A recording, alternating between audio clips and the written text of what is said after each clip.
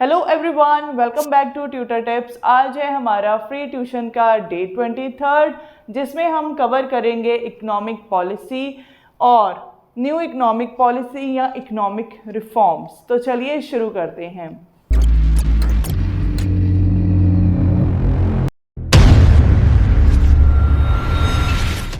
Strategic changes made in Indian economy in 1991 and thereafter are known as economic reforms and new economic policy। 1991 में economic reforms आए, new economic policy बनी, ठीक है, जिसमें क्या है कि बहुत सारी चेंजेस आई, बहुत सारे स्ट्रेटेजिक डिसीजंस ऐसे लिए गए जिससे क्या है कि जो इकोनॉमी की प्रोडक्टिविटी थी, इकोनॉमी की ग्रोथ जो थी वो हुई, ठीक है।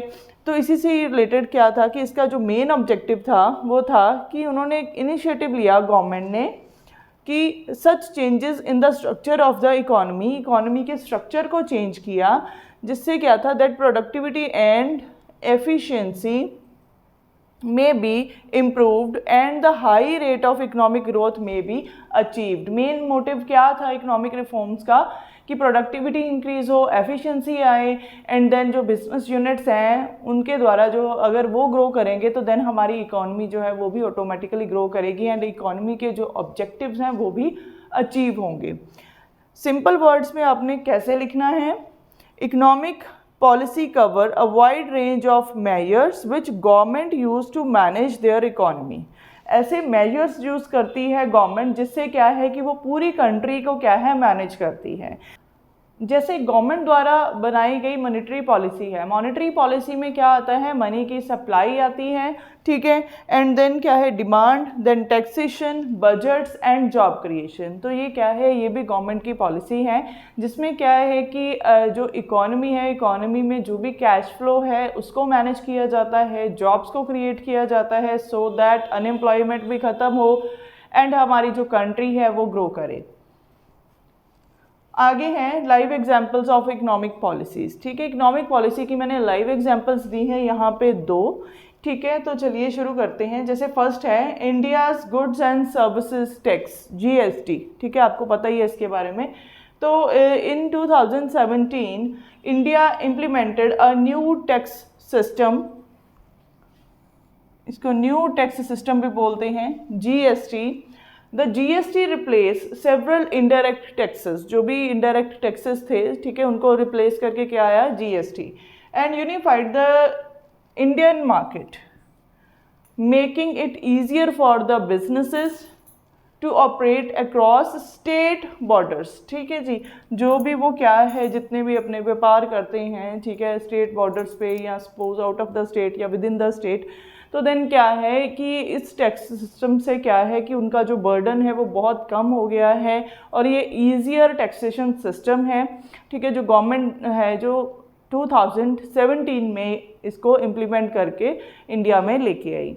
एंड उसके बाद आप सेकंड एग्जांपल दे सकते हो, United states tax cuts and job act, ठीक है, US का ये सिस्टम है, ये भी 2017 में आया था, जिसमें क्या था कि टैक्स कट लगे और जॉब एक्ट बना, जिसमें क्या था कि रिडक्शन हुई in the corporate taxes rate and then increase the standard deduction for individuals and then this reform boosting economic growth and creating the job in US, ठीक है। तो इसका क्या बेनिफिट हुआ, इकोनॉमिक ग्रोथ हुई एंड देन क्या था कि जॉब्स भी क्रिएट हुई।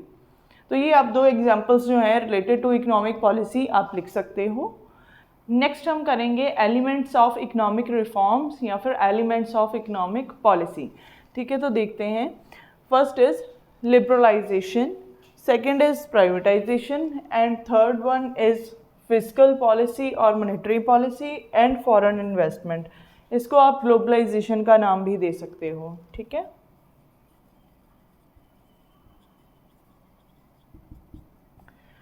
तो इसको क्या बोलते हैं, LPG, ठीक है। इस नाम से भी क्वेश्चन में जो पेपर में क्वेश्चन है वो आ सकता है आपको, ठीक है, एक्सप्लेन LPG। तो इसमें LPG गैस के बारे में नहीं लिखना है, यहाँ पे लिबरलाइजेशन, प्राइवेटाइजेशन एंड ग्लोबलाइजेशन के बारे में बताना है। तो चलिए स्टार्ट करते हैं। First is liberalisation. अब लिबरलाइजेशन का क्या मतलब होता है, जैसे लिबरल का मतलब होता है ईजियर, ठीक है, फील फ्री, ठीक है। तो गवर्नमेंट क्या करती है इसमें, गवर्नमेंट लाइसेंसिंग को या फिर जो उसकी इकोनॉमी में रिस्ट्रिक्शंस थी, ठीक है, या रिस्ट्रिक्शंस होती है उसको क्या है फ्री करती है, ठीक है, इंडिविजुअल्स के लिए, सो दैट वो अपने जो भी बिजनेस यूनिट्स हैं वो लगा सकें, ठीक है, या जो भी वो काम करना चाहते हैं वो कर सकें।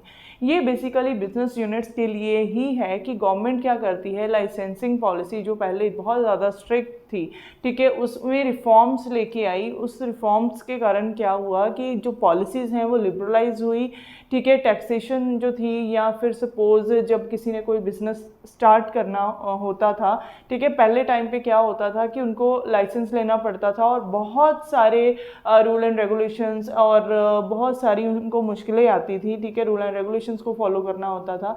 लेकिन लिबरलाइजेशन जो इकोनॉमिक रिफॉर्म्स आए 1991 में, तो तब लिबरलाइजेशन में क्या हुआ कि जो पॉलिसीज़ थी गवर्नमेंट की या फिर जो भी रूल एंड रेगुलेशंस थे, लाइसेंसिंग थी, ठीक है, उनमें क्या है थोड़ा सा जो है हम ये कह सकते हैं कि लिबरलाइज हो गई वो चीज़ें, जिससे क्या है कि इंडिविजुअल्स को या प्राइवेट इंडिविजुअल्स मतलब जो भी पर्टिकुलर अपना बिजनेस शुरू करना चाहते थे, तो उनके लिए क्या हो गया, थोड़ा सा मतलब गवर्नमेंट के रिस्ट्रिक्शन से वो थोड़ा सा फ्री हो गए, ठीक है। तो इससे क्या है कि जो जहाँ पे अपना सेटअप लगाना चाहता था वो लगा सकता था। तो अब देखते हैं क्या है, India government reduce tariffs and remove import licensing requirement, making easier for foreign companies to do business in India. It led to increase the import export and helped to integrate the Indian economy with the global economy. Global economy मतलब क्या है कि अब क्या है, international level पे जो हमारे इंडिविजुअल्स हैं या प्राइवेट कंसर्न्स हैं वो काम कर सकते हैं। जैसे इसमें सीधी सी एग्जांपल आ जाती है हमारी इंपोर्ट एक्सपोर्ट की, ठीक है, ये चीज़ इसमें आप लिख सकते हो, ठीक है। तो मतलब क्या है कि ये ईजियर है हमारी फॉरेन जो कंट्री है उनके जो इंडिविजुअल्स हैं उनके लिए भी और इंडिया के लिए भी, ठीक है। दोनों में क्या है, इंपोर्ट एक्सपोर्ट जो है वो इजीली हो सकता है। इसमें जो टैरिफ्स हैं या जो लाइसेंसिंग है वो बहुत ज़्यादा लिबरलाइज हो गई, ठीक है। गवर्नमेंट ने अपनी रिस्ट्रिक्शंस को क्या कर दिया, रिड्यूस कर दिया। उसके बाद है privatisation. The government sold off many state owned enterprises. ये चीज़ आपने याद रखनी है, ठीक है। क्या है, जब जो गवर्नमेंट है वो क्या करती है, अपने स्टेट ओन्ड एंटरप्राइजेस को सोल्ड आउट कर देती है टू दी प्राइवेट इंडिविजुअल्स, ठीक है, कि वो उन पर्टिकुलर जो भी एंटरप्राइजेज हैं उनको रन करेंगे, ठीक है। तो देन गवर्नमेंट का इसमें कोई रोल नहीं होता, ठीक है। गवर्नमेंट जो है वो फ्री हो जाती है इसके बर्डन से, ठीक है। तो देन क्या है, वो प्राइवेट इंडिविजुअल्स के पास आ जाता है वो सेटअप, वो पर्टिकुलर बिजनेस यूनिट या जो भी एंटरप्राइजेज हैं, तो देन वो क्या है खुद मतलब उसको ऑपरेट करते हैं। और इसमें चीज़ क्या है, एक this allowed for more competition innovation in the private sector. तो प्राइवेट सेक्टर में इससे क्या है, इनोवेशन जो है और ज़्यादा बढ़ गई, एंड देन क्या है, कंपटीशन जो है वो बढ़ गया, क्योंकि हर एक बंदा ये चाहता है कि मैं उससे आगे निकलूं, ठीक है। तो इससे क्या है, इनोवेशंस एंड क्रिएटिविटी या फिर हम ये कह सकते हैं प्रोडक्टिविटी एंड कंपटीशन जो है वो बहुत ज़्यादा इंक्रीज हो गया, जिससे क्या है कस्टमर को भी वैरायटी ऑफ प्रोडक्ट्स जो है वो मिलने लगे विद बेस्ट क्वालिटी, ठीक। अब उसके बाद है fiscal policy and monetary policy. ये भी गवर्नमेंट की पॉलिसी है जिसमें क्या है, इकोनॉमी को स्टैंडर्डाइज, इकोनॉमी को स्टेबलाइज करने के लिए गवर्नमेंट जो है वो रूल एंड रेगुलेशंस निकालती है, गवर्नमेंट पॉलिसीज़ बनाती है, ठीक है। अब इसमें क्या है, government reduce subsidies and introduce new taxes to increase revenue and reduce the budget deficit. ये फिस्कल पॉलिसी में आएगा। गवर्नमेंट क्या करती है, इसमें अपने एज इट इज़ ऐसे ही लिख देना है, बहुत ही सिंपल लैंग्वेज में मैंने लिखा है यहाँ पे। गवर्नमेंट रिड्यूस क्या कर देती है, सब्सिडी, एंड इंट्रोड्यूस करती है new taxes to increase revenue, अपना रेवेन्यू बढ़ाने के लिए, and reduce the budget deficit, deficit को कम करने के लिए। तो इसमें क्या है, जब उनके पास ये टैक्सेस से कलेक्ट करके पैसा आता है, मतलब in the form of revenue, government का तो ये रेवेन्यू हो गया ना, जो भी टैक्सेस इंडिविजुअल्स पे करते हैं वो गवर्नमेंट का रेवेन्यू होता है, ठीक है। तो उससे वो क्या करते हैं, पब्लिक सेक्टर में, या हम ये कह सकते हैं कि जो पब्लिक प्लेसेस हैं वहाँ पे वो पैसा लगाते हैं, सो दैट सोसाइटी के लिए वो बेनिफिशियल हो। जैसे स्कूल्स वगैरह बना देना, ठीक है, या हेल्थ केयर सर्विसेज प्रोवाइड करना, उसमें पैसा लगाना, रोड्स में पैसा लगाना, ठीक है, कि अच्छे हाईवेज वगैरह जैसे बने हैं वो चीज़ें। तो गवर्नमेंट उस टैक्सेस से, जो टैक्स वो इंडिविजुअल से कलेक्ट करते हैं, ठीक है, in the form of the revenue of the government, तो वो पैसा सारा क्या है, पब्लिक डेवलपमेंट के लिए वो खर्च होता है। ठीक, उसके बाद है the RBI also introduce measures to reduce inflation and stabilise the currency. ठीक है, तो आरबीआई क्या करता है, इंट्रोड्यूस करता है कि ऐसे मेजर्स जिससे क्या है, इन्फ्लेशन का मतलब क्या होता है, महंगाई, ठीक है, उस चीज़ को कम किया जाए, एंड देन क्या है, स्टेबलाइज करें वो करेंसी को, जो हमारी इंडिया की करेंसी है या कंट्री की करेंसी है, उसको स्टेबलाइज किया जाए। एंड देन आ जाता है हमारा फोर्थ पॉइंट, फॉरेन इन्वेस्टमेंट। ठीक है, the government allowed to increase the level of foreign investment in Indian economy which help to bring in much needed capital and technology. ठीक है, अगर क्या है कि जो गवर्नमेंट है वो क्या करती है कि फॉरेन इन्वेस्टमेंट को अडॉप्ट करती है, या फॉरेन इन्वेस्टमेंट के लिए ऐसे मेजर्स बनाती है जिसमें क्या है कि डायरेक्टली फॉरेन की जो इंडिविजुअल्स हैं या फॉरेन कंट्री के जो प्राइवेट यूनिट्स हैं वो इंडिया में भी सेटअप हो, एंड देन इंडिया में भी क्या है कैपिटल जो है वो और इंक्रीज़ हो, न्यू टेक्नोलॉजी आए, इनोवेशंस हो, और हमारी कंट्री भी ग्रो करे। तो ये तो थे हमारे points related to economic reforms. ठीक है, या फिर आप इनको बोल सकते हो कि एलिमेंट्स ऑफ इकोनॉमिक पॉलिसी। ठीक है, 1991। तो इससे रिलेटेड अब मैं आपको करवाऊंगी वन बाय वन। जैसे लिबरलाइजेशन हमने पढ़ा, मैंने इस वीडियो में, इस लेक्चर में मैंने पहले आपको इन सभी के बारे में बताया कि लिबरलाइजेशन क्या है, प्राइवेटाइजेशन क्या है, ग्लोबलाइजेशन क्या है, फिजिकल पॉलिसी, मॉनेटरी पॉलिसी। ठीक है, हमने ये चीज़ें पढ़ी, जस्ट क्या है इनका मीनिंग हमने पढ़ा है। अब हम क्या करेंगे, वन बाय वन इनके मेरिट्स और डीमेरिट्स के बारे में भी पढ़ेंगे। ठीक है, इन डिटेल, जो बहुत ही ज़्यादा इम्पॉर्टेंट है आपके एग्जाम्स के लिए भी। शॉर्ट क्वेश्चन में भी ये आपको क्वेश्चन आ सकता है, और बड़े क्वेश्चंस में भी ये क्वेश्चन बहुत ज़्यादा इंपॉर्टेंट है कि एलिमेंट्स को एक्सप्लेन कीजिए। ठीक है, व्हाट आर दी की एलिमेंट्स ऑफ इकोनॉमिक पॉलिसी 1991, ऐसे क्वेश्चन आ सकता है आपको।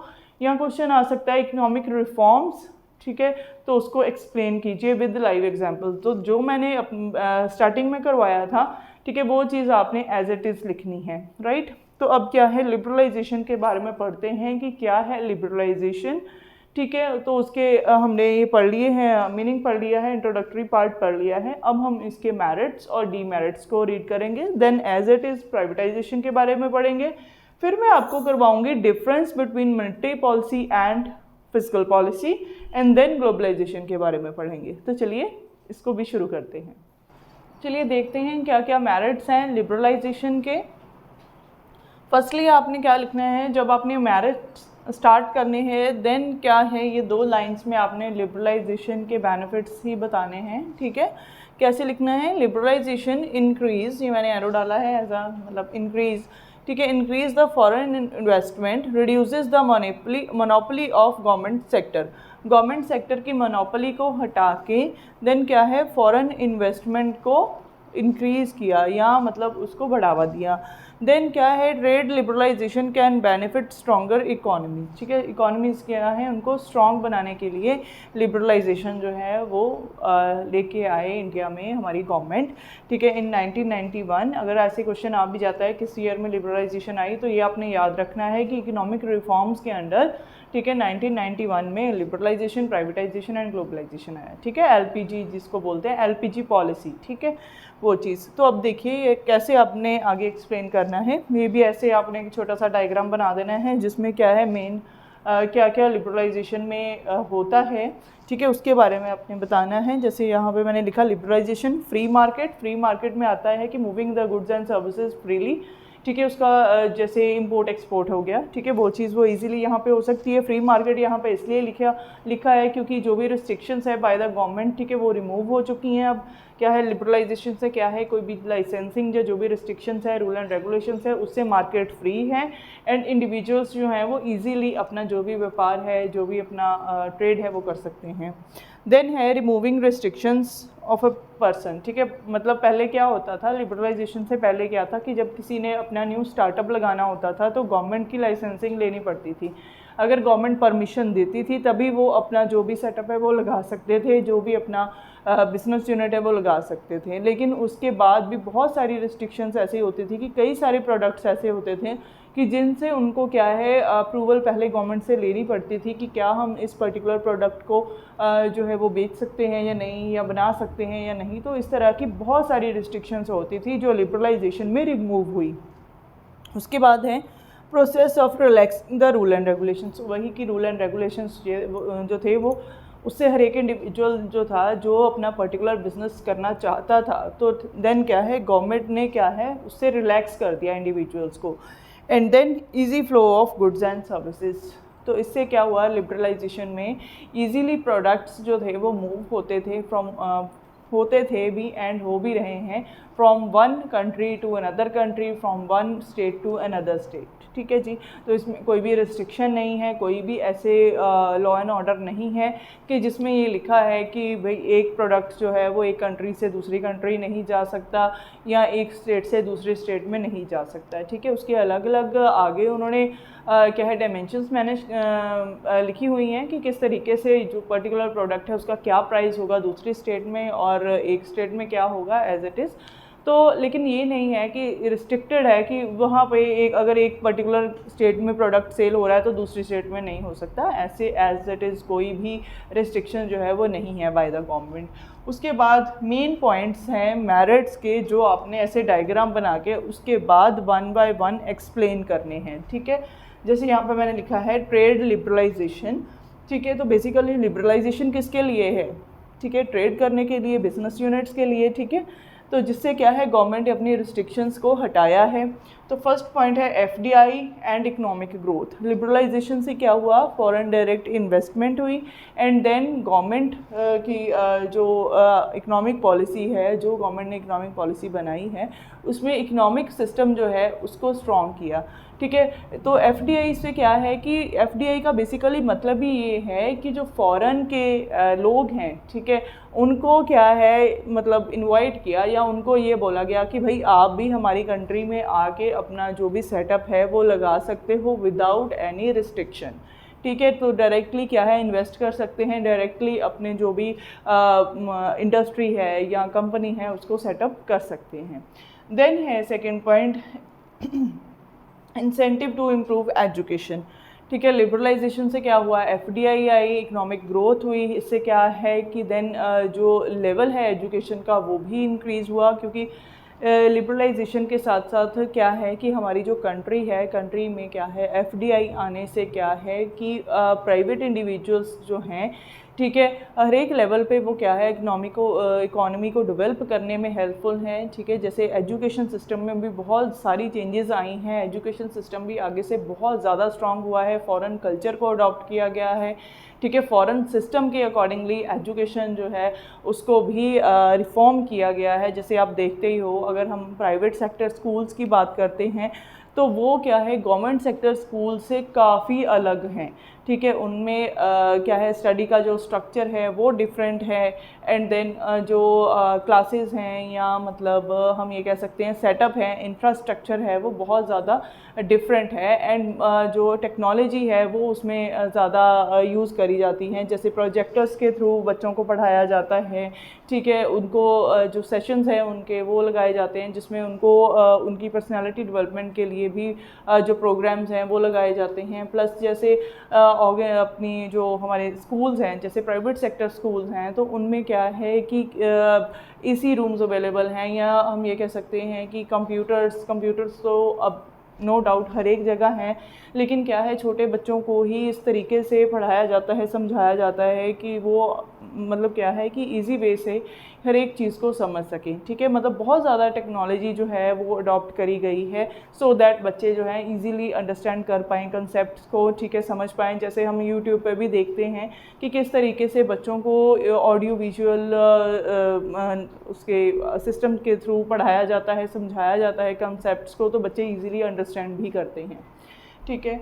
तो उसके बाद है introduce new technology idea and culture, ठीक है।